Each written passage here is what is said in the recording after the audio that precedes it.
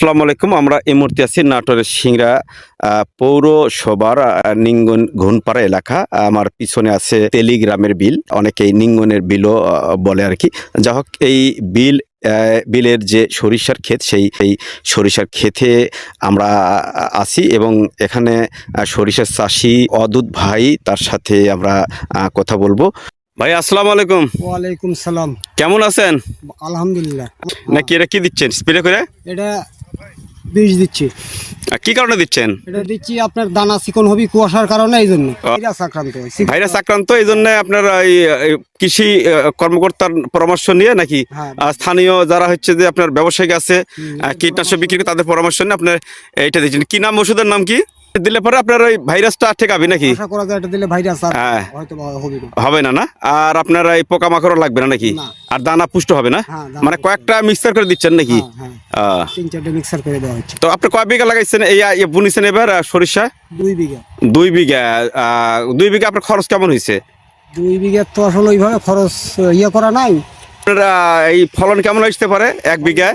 5-6 মণ আসে। 5-6 মণ না? 6 মণের দাম কিরম আসে তাও?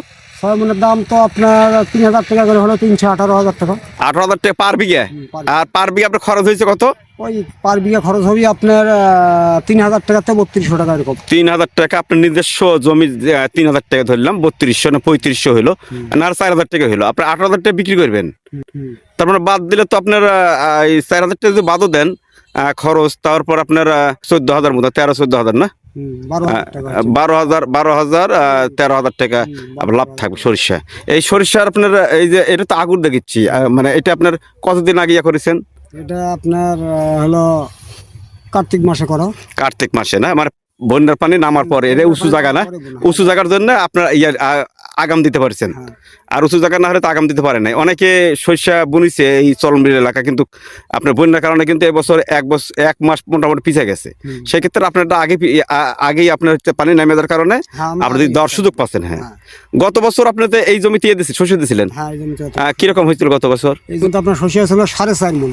4.5 মণ না? 15 কাঠা জমি। এটা 15 কাঠা জমি, 4.5 মণ হয়েছিল। আর অন্য জমি? অন্য জমিগুলো শস্য দেওয়া ছিল না, আলু দেওয়া ছিল। আলু ছিল না। তো এই বছর প্রথম আপনি, গত বছর মানে এই 15 কাঠা, আর এই বছর প্রথম 2 বিঘা লাগিয়েছেন না? হ্যাঁ। আলুর চাষ বাদ দিয়ে আপনি শস্য কেন করলেন? শস্য এখানে কোনো শস্যটা আপনার খরচ কম, আগে হবি, আগে পাওয়া যাবে না। কি জাতের শস্যটা? কি জাতের শস্যটা? এটা আমার দেশি শস্য।